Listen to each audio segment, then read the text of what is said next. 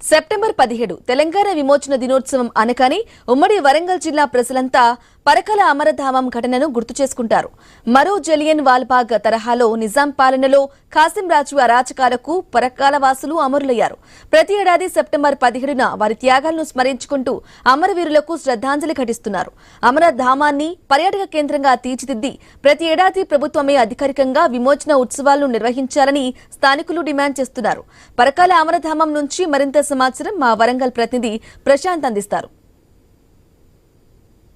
September 17 Telangana విమోచన దినోత్సవం అనగానే ఉమ్మడి వరంగల్ జిల్లాలోని పరకాల అమరధామం ప్రతి ఒక్కరికి కూడా కళ్ళెదుట కదలాడుతూ ఉంటుంది. ఇక్కడ జరిగినటువంటి మారణ హోమం తర్వాతే ఈ యొక్క తెలంగాణ ప్రాంతానికి స్వాతంత్రోద్యమ కాంక్ష పూర్తిగా రగిలిందని చెప్పవచ్చు. ఇక్కడ రజాకారులు సృష్టించిన మారణ హోమంలో మరణించిన వారికి స్మృతివనంగా ఇక్కడ పరకాల అమరధామం నిర్మించారు. ప్రస్తుతం మనం చూస్తున్న అమరధామం వద్ద ప్రతి ఏడాది కూడా సెప్టెంబర్ 17న ఇక్కడ అమరవీరులకు నివాళులు అర్పిస్తుంటారు స్థానికులు. ఈ యొక్క సెప్టెంబర్ 17 స్వాతంత్రోద్యమంగా కూడా చూస్తాము. ఎందుకంటే భారతదేశానికి ఆగస్టు 15 1947లో స్వాతంత్రం వస్తే ఆ తెలంగాణ ప్రాంతానికి మాత్రం విమోచనం జరిగింది మాత్రం 1948 సెప్టెంబర్ 17. అయితే అంతకు ముందు జరిగినటువంటి మారణ హోమానికి ఇక్కడ సజీవ సాక్ష్యంగానే ఇక్కడ ఈ అమరధామాన్ని నిర్మించారు. ఈ యొక్క అమరవీరులకు ప్రతి ఏడాది కూడా ఇక్కడ నివాళులు అర్పిస్తుంటారు. ఈ యొక్క అమరధామం యొక్క చరిత్ర,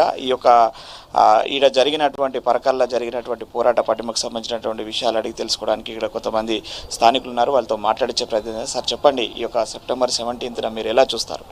ఇక్కడ పరకాల లోపట అంటే వాస్తవానికి సెప్టెంబర్ 17 అనేసరికి యావత్ భారతదేశానికి కూడా గుర్తున్నటువంటి విషయము.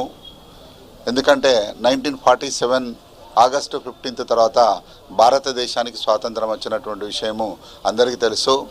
సరే, ఎందరో మహానుభావుల కృషి ఫలితంగా అలాంటి ఘన చరిత్ర కలిగినటువంటి మనకు మాత్రం దురదృష్టమైనటువంటి సంఘటన ఏంటి అంటే, మనం స్వాతంత్రం వచ్చినప్పటికీ హైదరాబాద్ సంస్థానం లోపల తెలంగాణ లోపల కొన్ని ఉన్నటువంటి గ్రామాలు హైదరాబాద్ సంస్థానం లోపల ఉండి నిజాం వాళ్ళ ఆధీనంలోకి తీసుకొని మనపైన అనేక రకాలైనటువంటి దాడులు చేసినటువంటి చరిత్ర ఉంది.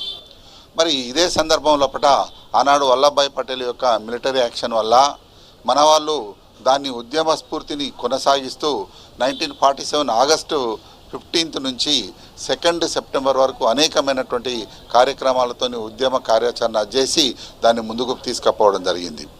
అదే క్రమం లోపల 2 సెప్టెంబర్ నాడు పరకాల పట్టణానికి చుట్టుప్రక్కల ఉన్నటువంటి అనేకమైనటువంటి గ్రామాలు, ఒక్క ఊరు పేరని చెప్పలేము, దాదాపు చుట్టుపక్కల ఉన్నటువంటి వందల కొద్ది గ్రామాల నుంచి ప్రజలు ఆ రోజు 2 నాడు మనం పరకాల యొక్క నడి రోడ్డు పైన త్రివర్ణ పతాకాన్ని ఎగరవేయాలనేటువంటి ఉద్దేశంతో ఇక్కడ చాపల బండ వరకు వాళ్ళు ప్రయాణాన్ని కొనసాగించున్నాము.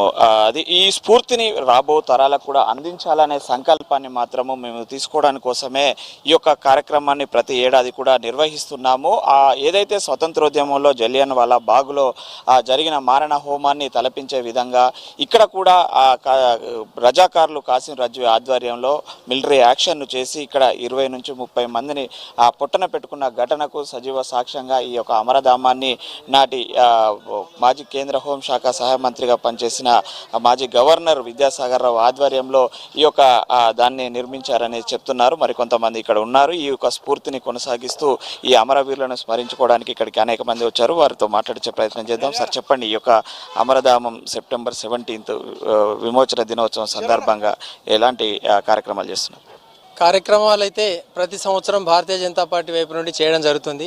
అన్నింటికంటే ముందుగా ఎవరైతే ఈ నైజాం సంస్థానం నుండి విమోచన జరిగి భారతదేశం లోపల కలిపేందుకు పోరాటం చేసిందో అందులోపల అసలు బాసిన ప్రతి ఒక్కరికి కూడా హృదయపూర్వక జాతీయ త్రివర్ణ పతాకాన్ని ఎగరవేసి ఈరోజు ఒక పండుగ వాతావరణాన్ని సృష్టించింది.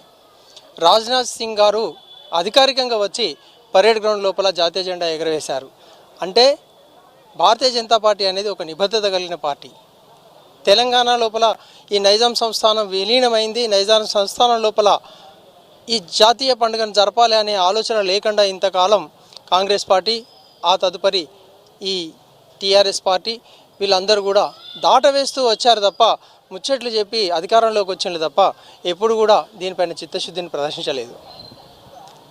ఈరోజు ప్రధాని నరేంద్ర మోడీ గారి నాయకత్వం లోపల ఏదైతే భారతీయ జనతా పార్టీ ఎన్డీఏ ప్రభుత్వం నడుస్తుందో ఒక నిబద్ధతతోటి ఖచ్చితంగా ఈ రోజును జాతీయ దినంగా అధికారికంగా ప్రకటించాలని చెప్పేసి వారు గత ఎన్నో సంవత్సరాలుగా చెప్తున్నప్పటికీ కూడా మేము అలాంటి పండుగలు నిర్వహిస్తున్నప్పటికీ కూడా జాతీయ జెండాలు ఎగురవేస్తున్నప్పటికీ కూడా అందరూ చోద్యం చూస్తున్నది తప్ప దీని మీద ఒక క్లారిటీకి రావాలనే ఆలోచన వాళ్ళకు లేకుండా పోయింది. చూస్తున్నాము ఇక్కడ అమరవీరుల త్యాగాలను గుర్తిస్తూ ప్రభుత్వం అధికారికంగా నిర్వహించాలి. కాంగ్రెస్ ప్రభుత్వం, బీఆర్ఎస్ ప్రభుత్వాలు ఓటు బ్యాంకు రాజకీయాల కోసం నిర్వహించకపోయినప్పటికీ అమరుల త్యాగాలను అయితే మేము కొనసాగిస్తున్నాము. దానికి నిదర్శనంగానే ప్రతి ఏడాది కూడా ఇక్కడ అమరవీరుల అమరధామం వద్ద నివాళులు అర్పిస్తున్నాము. ప్రభుత్వం ఇప్పటికైనా కళ్ళు తెరిచి అధికారికంగా నిర్వహిస్తే బాగుంటుంది. అమరవీరులను స్మరించుకునే అవకాశం ఉన్న చేయకపోవడము బాధాకరం అంటూ కూడా ఇక్కడ స్థానికులు చెప్తున్న పరిస్థితి మనం చూస్తున్నాము. ఇది పరకాల అమరధామంకున్న చరిత్ర. సెప్టెంబర్ 17 రోజు ప్రతి ఒక్కరికి ఇక్కడికి వచ్చిందంటే మనసు తరకపోవాల్సిందే. ఎందుకంటే ఆ రోజు తెలంగాణ ప్రాంత విమోచనం కోసము ప్రతి ఒక్క ఉద్యమకారుడు ప్రాణాలు వదిలిన ప్రాంతానికి ఒక కళ్ళ ఎదుట కనిపించేలాగా ఇక్కడ ఈ అమరధామాన్ని నిర్మించారు. ఈ అమరధామం వద్ద ప్రతి సెప్టెంబర్ 17న స్థానికులంతా కూడా ఇక్కడికి వచ్చి నివాళులు అర్పిస్తుంటారు. ప్రభుత్వం కూడా అధికారికంగా నిర్వహిస్తే బాగుంటుందని చెప్పేసి ఇక్కడ స్థానికులు డిమాండ్ చేస్తున్న పరిస్థితి. ఇది సెప్టెంబర్ 17 తెలంగాణ విమోచన యొక్క నిజాం అరాచకాలకు విముక్తి చెందిన ప్రాంతానికి చిహ్నంగా ఉన్న అమరధామం వద్ద నుంచి కెమెరామెన్ విజయ్తో ప్రశాంత్, ఐ న్యూస్, వరంగల్.